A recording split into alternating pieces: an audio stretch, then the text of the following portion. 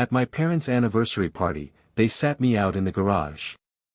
No joke, next to the lawn equipment like I was part of the toolshed. When I asked why, my mom just shrugged and said, "It's just for extended family." But I looked around, and everybody else had a seat inside. Even my cousin, the one who literally stole from them, had a place at the main table. So I stood up, grabbed the gift I brought, turned on my heel, and said, "Yeah. Well, extend this." Then I walked. My dad chased after me, right there in front of everybody. That's the last image they got, me heading out the door, him trailing behind like he finally noticed I was missing. The engine hummed under the hood, but all I could hear was this high-pitched ringing in my ears. My fingers gripped the steering wheel so tight my knuckles went pale, and my hands were trembling so bad I honestly thought I might lose control of the truck. My chest felt like someone had dropped a brick on it. The air smelled like old motor oil, and something else I couldn't quite name. Shame, maybe. That thick, ugly kind that sticks in your throat. It all happened earlier tonight. Their 37th wedding anniversary. And I walked out. Just got up and left after what my mother said, and where they stuck me. I'm 33 years old, and it took sitting in a plastic chair next to a lawnmower to finally see it for what it was. All those years of trying, giving, hoping they'd notice me, led to this. A folding chair in the garage. Growing up, it always felt like our house was a stage. Lily was the star of the show, the golden girl with the spotlight. Me? I was just behind the scenes, making sure the lights stayed on and nobody tripped. Lily was 4 years younger, always glowing with this effortless charm. She was bubbly, sparkly, everyone's favorite. Everything our parents seemed to celebrate. And me? I was more like the quiet drizzle on a cloudy day. Steady, calm, forgettable. Every time she so much as sneezed, it was a celebration. But if I brought home straight A's or did something actually decent, it got brushed aside with a, "That's nice." And then came the comparison. Did you hear Lily's lead in the school play? Just magical. Yeah. Thanks, Mom. My mom had this specific sigh, a long, drawn-out exhale that didn't need any words. It said it all. Disappointment, frustration, whatever it was, aimed right at me. Dad? His move was the shoulder pat. Quick and hollow, like he was saying, okay, move along, kid. All I ever wanted was for them to look at me and actually see me. I thought maybe if I just kept my head down, made life easier for them, didn't cause waves, they'd finally be proud. I became the fixer, the middleman. Anytime Mom and Lily butted heads, it was me stepping in to calm things down. To carry the tension like it was mine to bear. "Daniel, you're the older one," they'd say, with this tired tone in their voices. "You should know better than to upset your sister, or your mother." So I learned. I learned to stay out of the way, to carry the blame, to hold peace even when I had nothing to do with the mess. Like the car. I was 18, had just scraped together enough cash to buy a beat-up old Mustang. Loved that thing. Lily, who was 15 at the time, took it out without asking. Crashed it into a lamppost 3 blocks from home. She was hysterical, crying, scared. My parents were furious when they saw the damage. But before they could open their mouths, I stepped up and lied. Said I'd been driving, lost control. That lie cost me every dime I'd saved. I spent my summer working extra shifts at the diner, scrubbing grease out of my fingernails, trying to fix what she broke. I kept thinking, they'll see. This is what family does. They'll finally get it. They didn't. They just shook their heads and said, "Really irresponsible, Daniel. We expected better." Lily didn't even whisper a thank you. Just silence. Heavy, disappointing silence. Fast forward to my 20s. I was just starting to get my feet under me, finally building a career. Then Dad lost his job out of the blue. Suddenly they were on the edge of losing the house. So I stepped in again. Emptied my savings, pressed pause on my own future, and covered their mortgage for nearly a year until he landed something new. I was living on ramen and weekend shifts, but I told myself it was worth it. When it was over, Mom said, "We appreciate you helping out, Daniel. That was good of you. Good of me." Like I'd dropped off some extra lasagna, not saved their damn house. Last year, they needed $17,000 for urgent home repairs, roof leaking, structural stuff. Big problems. Who did they call? Not Lily, who by then was doing great financially. No, they called me. "Daniel, we don't know what we're gonna do," Mom said with that same drawn-out sigh that's haunted me since I was a kid. I didn't even think long. I had that money set aside for a down payment on a condo. My first real step toward independence. Instead, I wired the money over. Watched that number drop and thought about all the sacrifices that got me there. Their reaction? "Oh, that's good, Daniel. The roof really needs it. We'll pay you back when we can." No urgency. No depth. Just another moment in a lifetime of me showing up, stepping up, and being brushed off like background noise. That's been my whole life. The steady, reliable guy. The one you lean on but never really notice. Lily was the rose. Flashy. Adored. I was the oak tree in the yard. Always there. Always overlooked. So when I got that invitation for their 37th anniversary party, formal, cold, and worded like an order, I felt nothing but exhaustion. It didn't feel like a celebration. It felt like another chance for them to play dress up, to pretend everything was fine. The house they could barely keep. Still throwing parties in it. Probably assumed I'd help float the costs again too. Lately, I've been pulling away. Carving out something quieter, just for me. But when that RSVP deadline rolled around, well, old habits die hard. Maybe, deep down, I was hoping this milestone would shift something. Maybe with so many people around, old friends, extended relatives, they'd finally take a second to appreciate me. Not for what I do, but just for being me. Maybe I'd be more than just the guy who quietly fixes things. So yeah, I sent in my RSVP. I said yes. Even went a step further, hooked them up with a great caterer through a contact at work.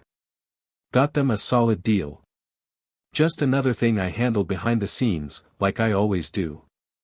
No fuss. No credit. I wasn't expecting a grand gesture. Didn't think I'd be up front with them at the head table or anything. Just wanted a seat inside. A real seat. At a real table. I wanted to feel like I actually belonged there. That evening, the heat was thick and clinging, classic southern summer. The air carried that sweet mix of jasmine and possibility. As I pulled up to my parents' place, all dolled up for the event, it felt almost dreamlike. Fairy lights glimmered from the same old oak trees I used to climb as a kid. The lawn was trimmed like something out of a wedding magazine, the front porch dressed in white drapes that fluttered in the breeze. Soft classical music floated through the open windows like the house was singing. They even had valet parking, yeah, attendants ushering in cars like it was some big-budget gala. I knew they couldn't really afford that. But from the outside, it was all perfect. Picture perfect, like a magazine spread about Southern elegance. Inside, the place buzzed with conversation and laughter. Folks I hadn't seen in years, old neighbors, family friends, third cousins I didn't even remember. Mom looked glowing in a soft blue dress, Dad grinning from ear to ear, shaking hands, cracking jokes. Playing host like it was second nature. Lily? She was everywhere. Floating from one group to another, effortlessly charming, hair done up, wearing something elegant. Everyone was drawn to her. She was magnetic like always. That old tightness gripped my chest again. Same old feeling, like I was back in high school trying not to mess up the family photo. So I smiled. I kept it light. Told them congrats. Handed over my gift, a vintage framed map of the little town they grew up in, the one they were always saying they wished they had a keepsake of. Mom glanced at it, smiled politely, and handed it off to someone like it was a bouquet she didn't have space for. "Oh, how lovely, Daniel," she said. "Thank you for coming." "And Dad?" That same quick shoulder pat.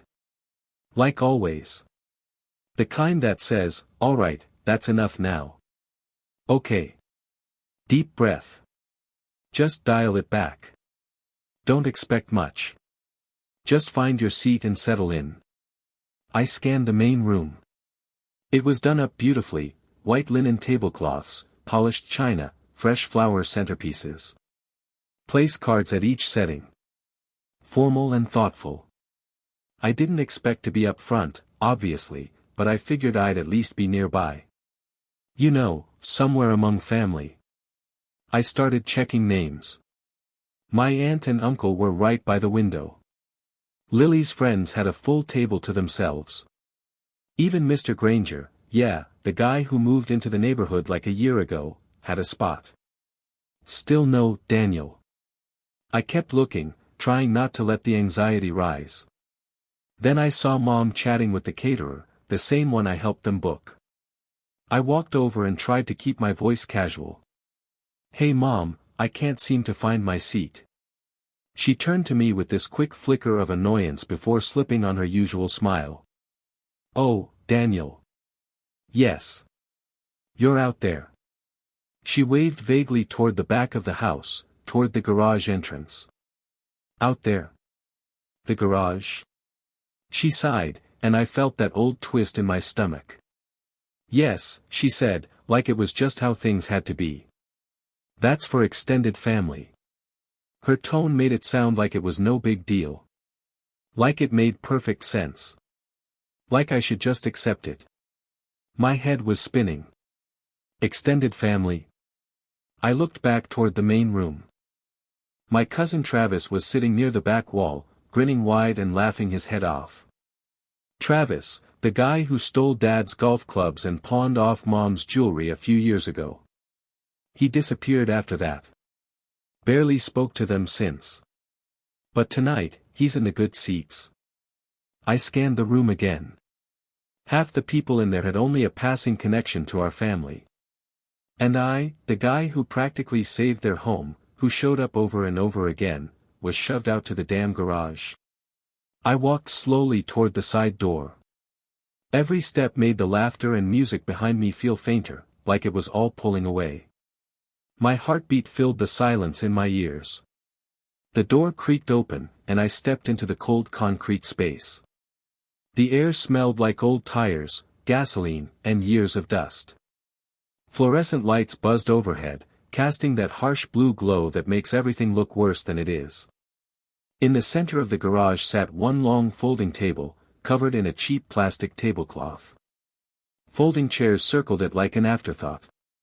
No attempt to dress it up. No pretense. Just, the garage. There were a few people there already.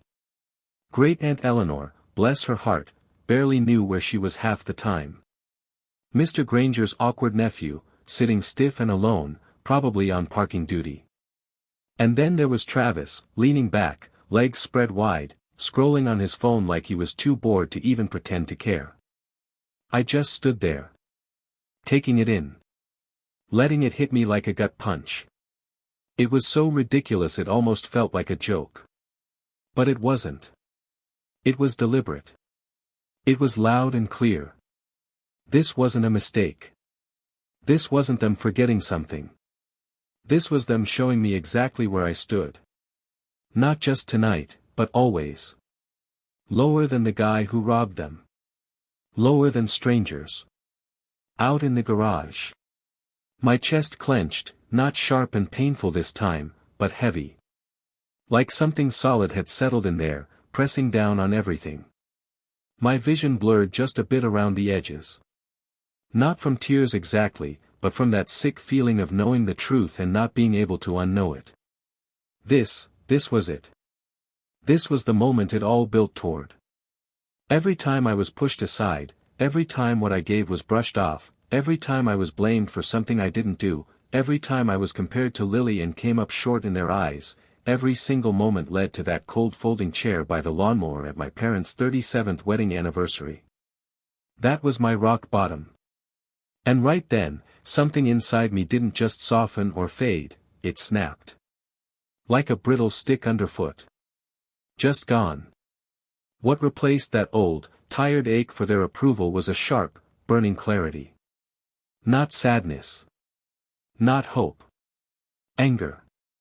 Clean and furious. Not just at being shoved into a garage, but at the truth behind it. I didn't just feel out of place in that garage. I didn't belong in this whole twisted family dynamic.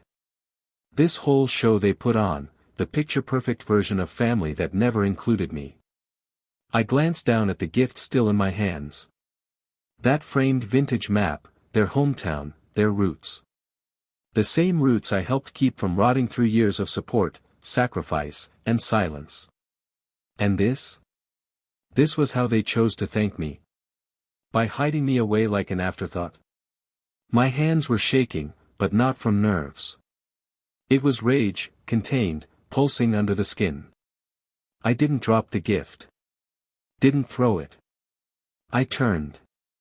Looked back one last time at that sad little table in the garage, the cheap chairs, the plastic cover, then headed toward the side door.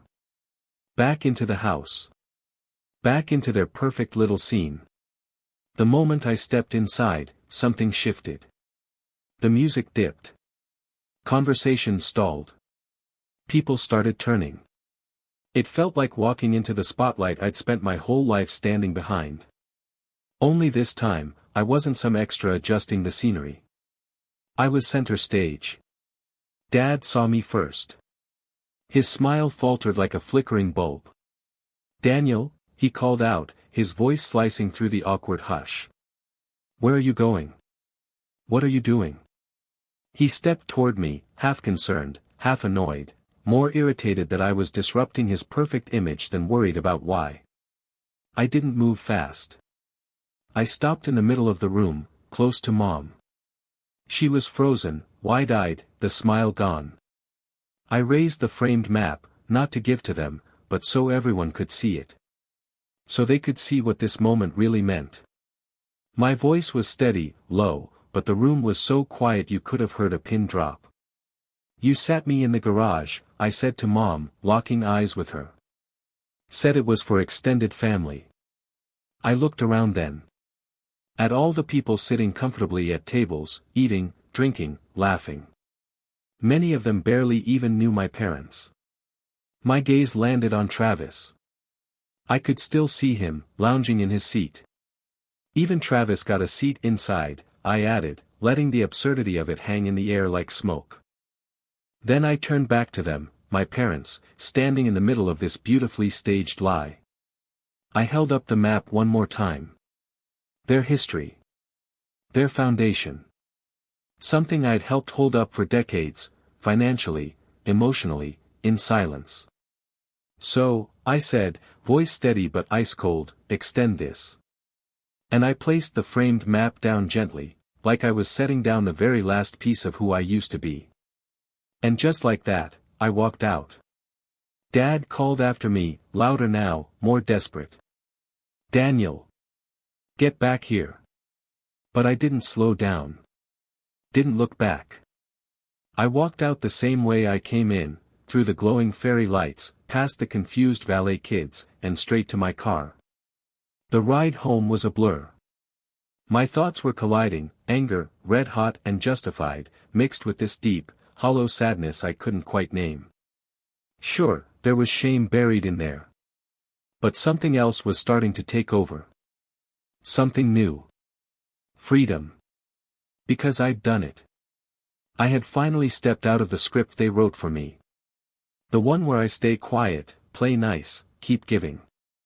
And in the silence of my car, no fake smiles, no small talk, it felt real. Mine. Before I'd even hit the halfway mark on the drive, the text started lighting up my phone. First, Mom.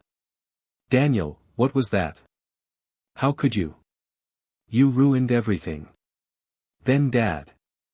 Your mother is in tears. You need to come back and apologize now. Then Lily. Seriously, Daniel. You chose their anniversary to throw a tantrum. Grow up. And then came the rest. The usual crowd. Aunts, uncles, family friends I hadn't heard from in months. All parroting the same script. How dare you? You embarrassed them. You need to make this right. Same old playbook, make me the villain. Pretend their cruelty didn't happen. Make my reaction the problem. I didn't reply to a single one.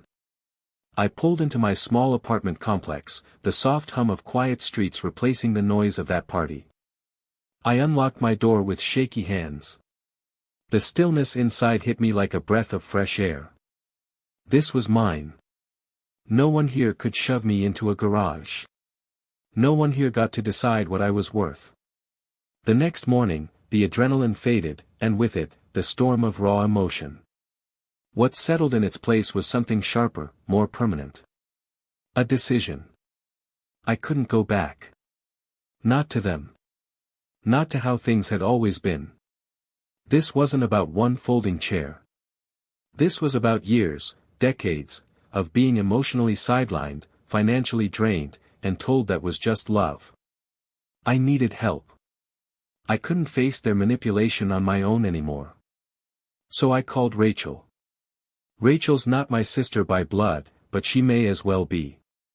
Sharp, grounded, fiercely loyal. The kind of friend who doesn't flinch when things get messy.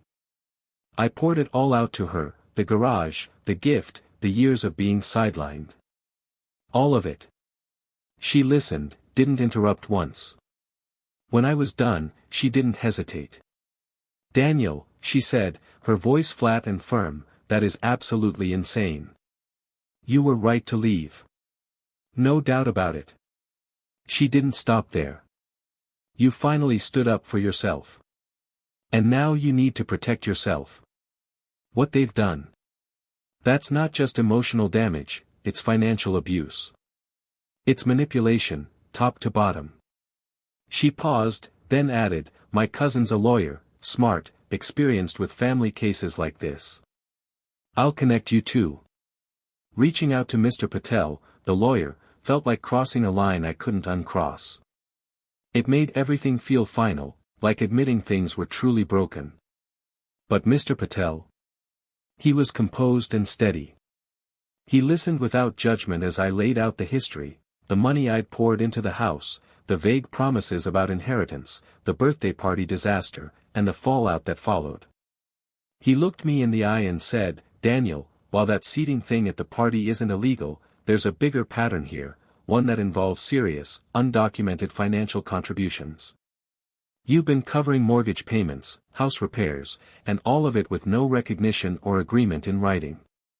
That, combined with inheritance talk and past promises, gives us a real chance to push back. At the very least, we can try to recover some of your money, or ensure your future isn't left unprotected. He added, and their response? That needs to be addressed too. We'll need proof, everything you've got.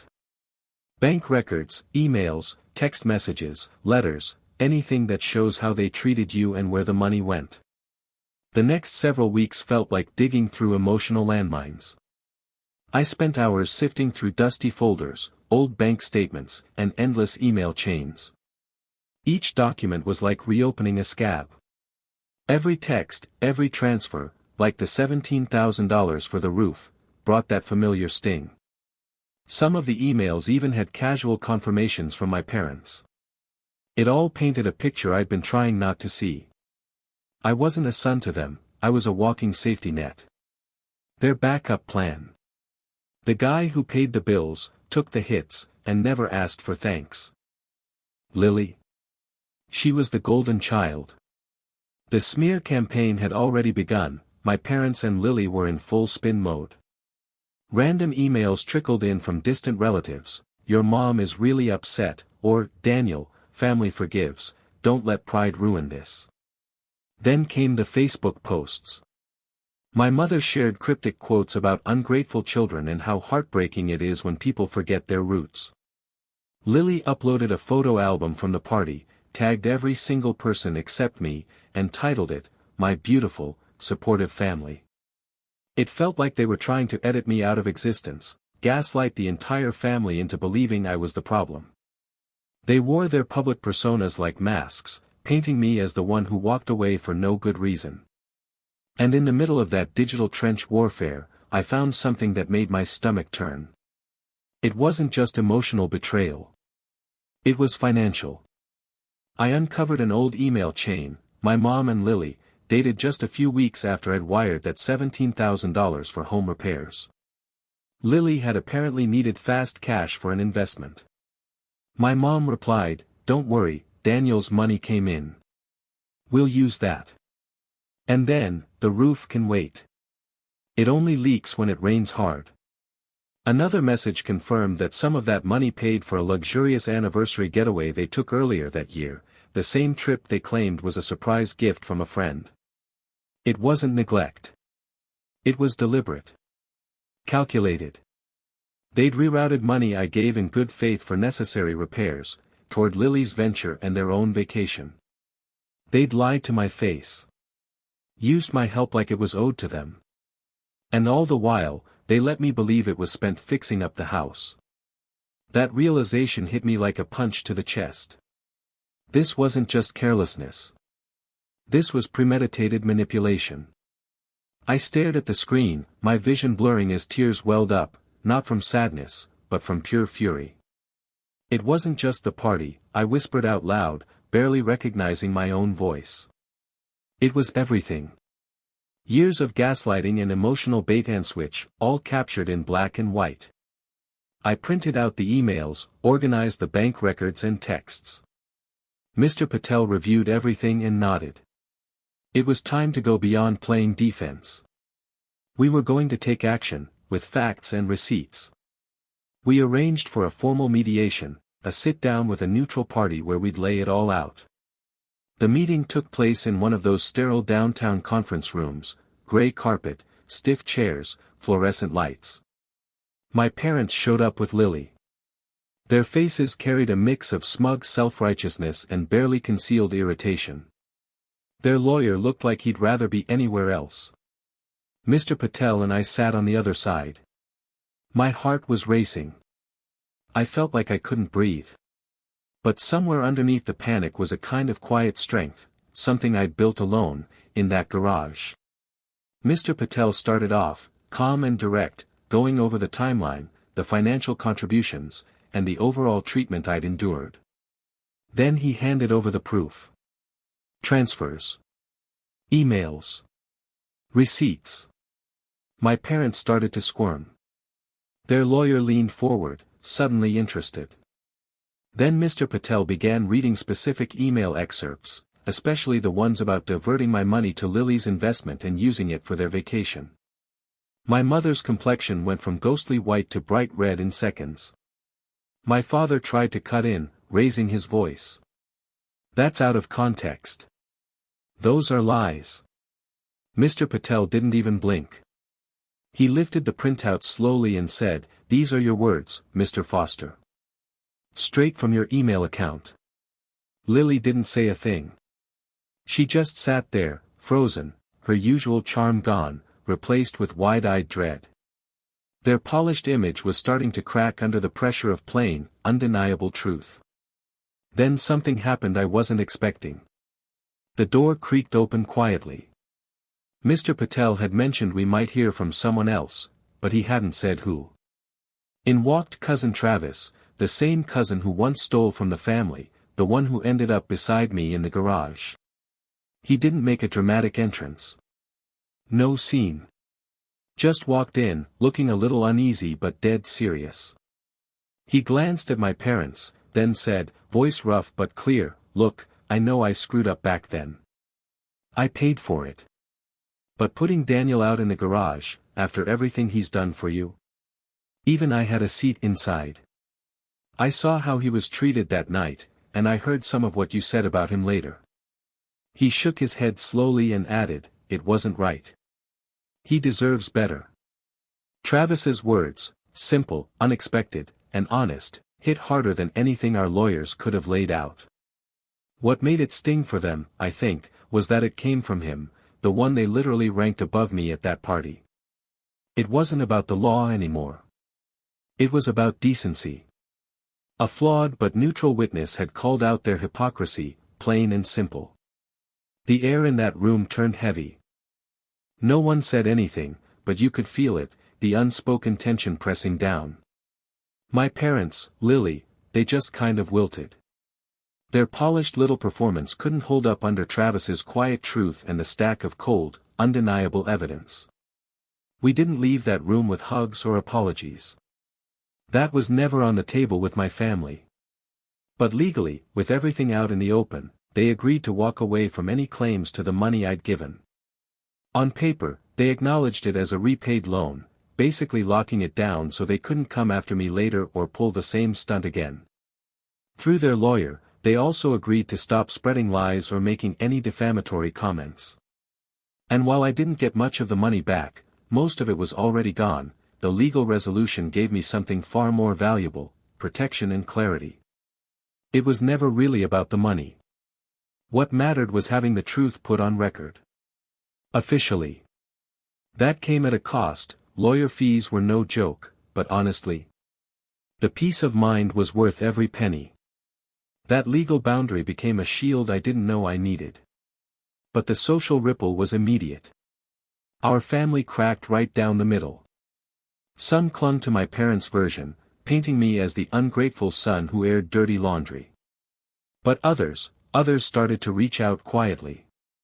They'd heard about the emails, the mediation, even Travis's appearance. And one by one, they offered support. A distant aunt called me one evening. "We always had a feeling," she admitted softly. She wasn't the only one. Friends, my real tribe, stood by me without hesitation. They didn't act surprised. They'd seen this pattern for years. Maybe they were just waiting for me to finally see it, too. The relationship with my parents and Lily? It didn't explode, it just faded. Became a cold, shallow void. We exchanged the occasional text if something logistical came up, but there was no warmth, no connection. Whatever family we had was now just a label, hollow and performative. And with that collapse came something unexpected. Stillness. Sure, it hurt. There were moments when I'd catch a glimpse of some family out in the park, laughing together like it was effortless, and I'd feel that little ache. Or an old memory would sneak up on me. But mostly, the quiet was comforting. It was my quiet. Healing didn't come in one big emotional breakthrough. It was slow. Like recovering after major surgery. At first, every step felt sore, fragile, but over time, I felt stronger.